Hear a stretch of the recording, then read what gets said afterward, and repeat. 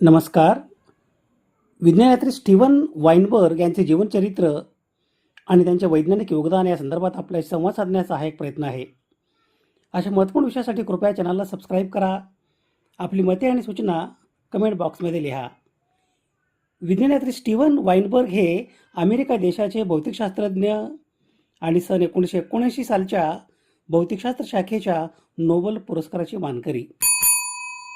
Steven Weinberg Abdul Salam आणि Sheldon ग्लॅशो यांना मूलभूत कणामधील एकत्रित क्षीण आणि विद्युतचुंबकीय आंतरक्रियेचा सिद्धांत या संशोधन कार्यासाठी सन 1979 सालचे भौतिकशास्त्र शाखेचे नोबेल पुरस्कार देऊन गौरवण्यात आले.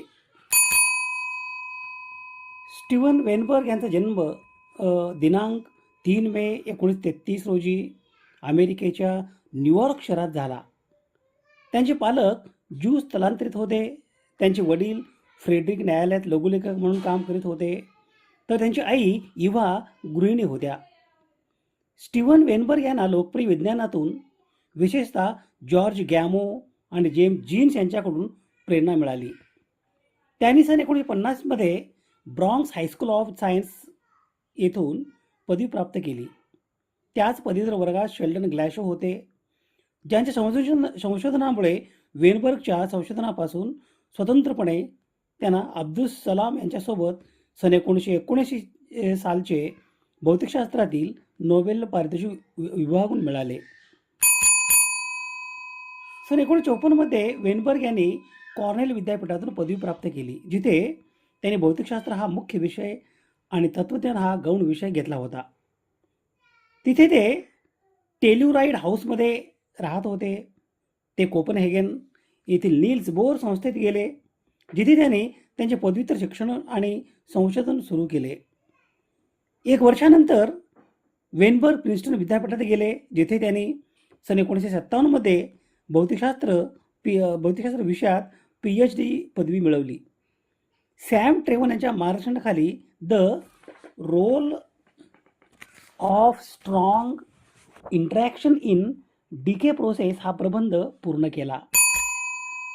PhD पूर्ण केल्यानंतर वाइनबर्ग यांनी कोलंबिया विद्यापीठात सन 1957 ते सन 1959 आणि कॅलिफोर्निया विद्यापीठात सन 1959 येथे पोस्ट डॉक्टरल संशोधक म्हणून काम केले आणि तेथे प्राध्यापक म्हणून सुद्धा त्यांची पदोन्नती झाली.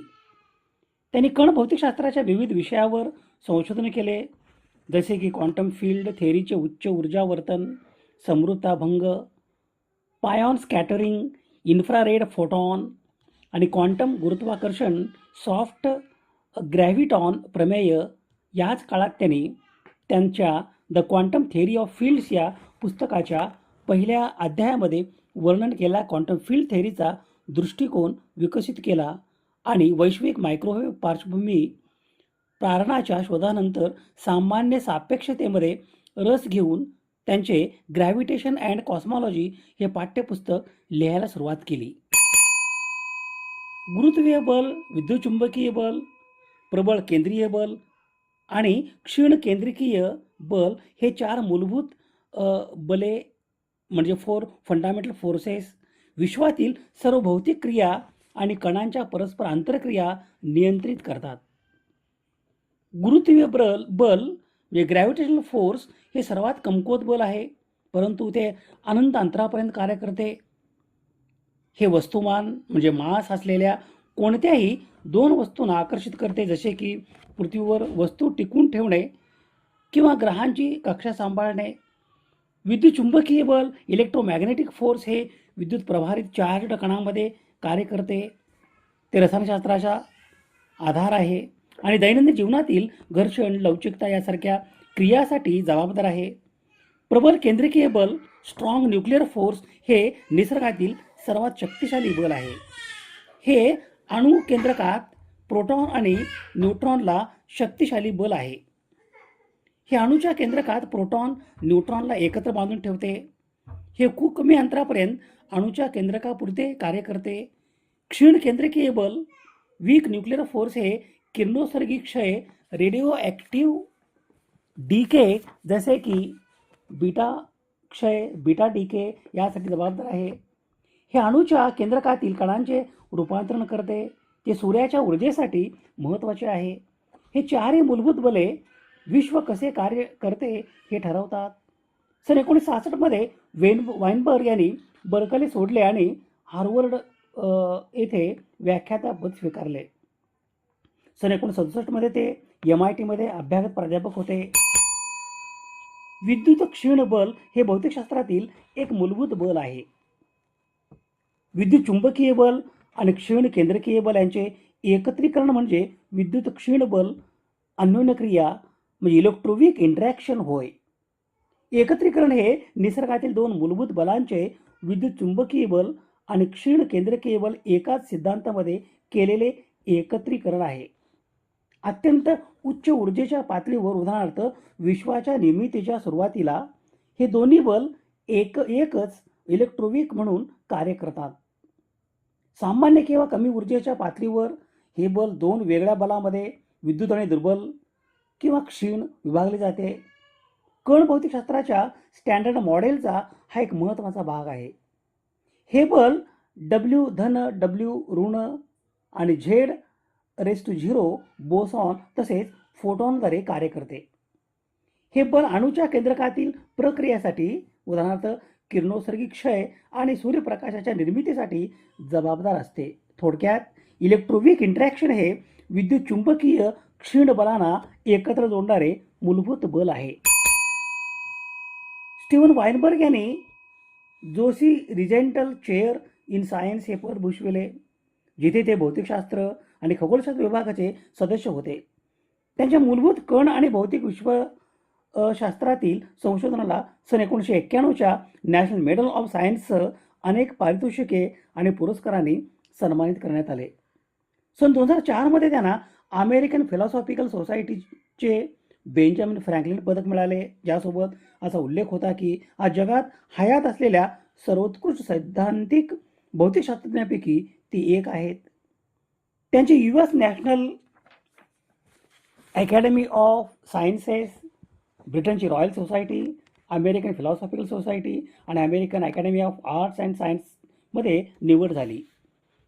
त्यांचे 3 खंडांचे पाठ्यपुस्तक the quantum theory of fields हे एक अभिजात ग्रंथ मानले जाते.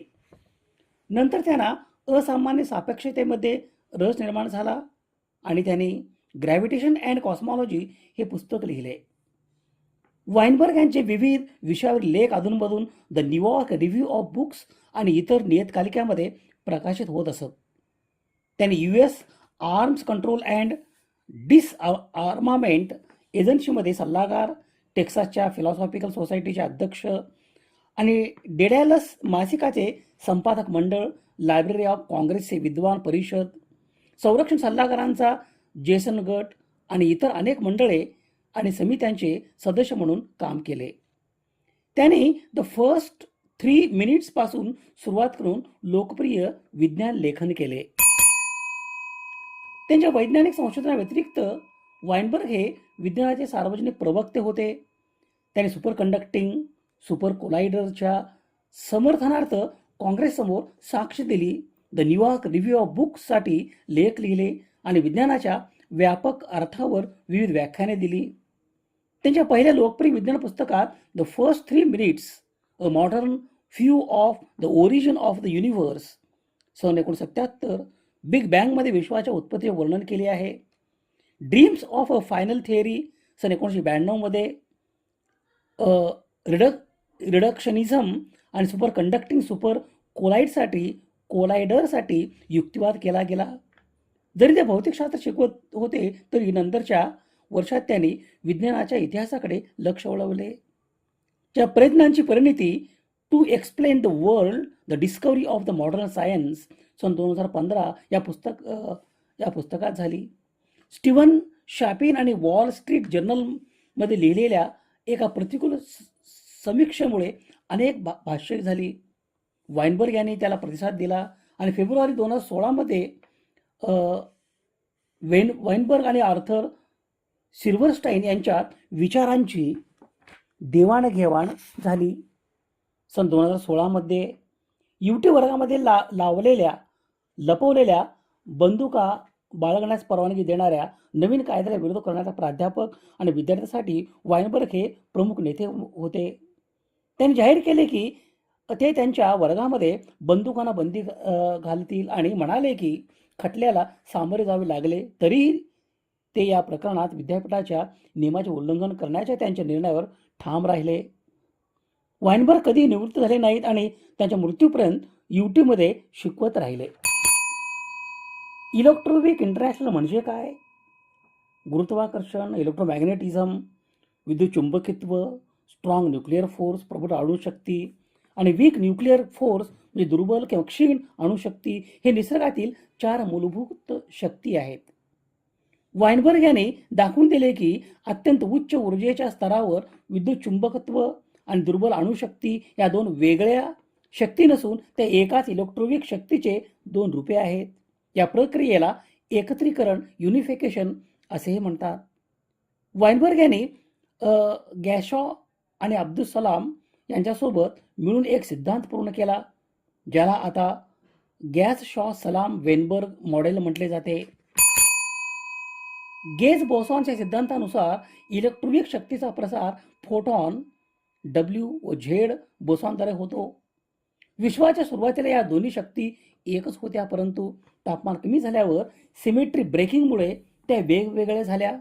वाइनबर्ग यांनी या सिद्धांतात हिग्स बोसॉनचा वापर करून स्पष्ट केले की कणांना वस्तुमान कसे प्राप्त होते. या सिद्धांताचा पडताळा सन 1973 मध्ये न्यूट्रन करंटच्या शोधामुळे आणि सन 1983 मध्ये W आणि Z कणांच्या प्रायोगिक शोधामुळे झाला. हा सिद्धांत आजच्या स्टँडर्ड मॉडेल या आधुनिक भौतिकशास्त्राचा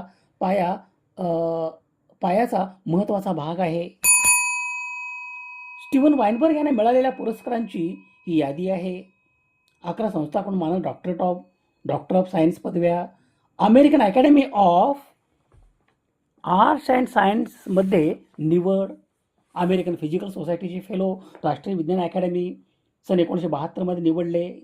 जे रॉबर्ट ओपनहायमर मेमोरियल पारितोषिक, रिच्टमायर मेमोरियल अवॉर्ड, डॅनी हेनमन गणितीय भौतिकशास्त्र पुरस्कार, स्टील फाउंडेशन इलियट क्रेसॉन पदक, फ्रँकलिन इन्स्टिट्यूट भौतिकशास्त्रातील नोबेल पारितोषिक, अमेरिकन फिलॉसॉफिकल सोसायटीची निवड, प्रिन्स्टन विद्यापीठाचे जेम्स मॅडिसन पदक, राष्ट्रीय विज्ञान पदक, टेक्सासच्या फिलॉसॉफिकल सोसायटीचे अध्यक्ष, फ्रीडम फ्रॉम रिलिजन फाउंडेशनतर्फे एम्परर हॅज नो क्लोज पुरस्कार, लुईस थॉमस विज्ञान लेखन पुरस्कार, वर्षातील मानवतावादी, अमेरिकन मानवतावादी संघटना, विज्ञानातील उत्कृष्ट कामगिरीसाठी बेंजामिन फ्रँकलिन पदक, American philosophical Society James Joyce पुरस्कार, युनिव्हर्सिटी कॉलेज डब्लिन ब्रेकथ्रू पारितोषिक इत्यादी.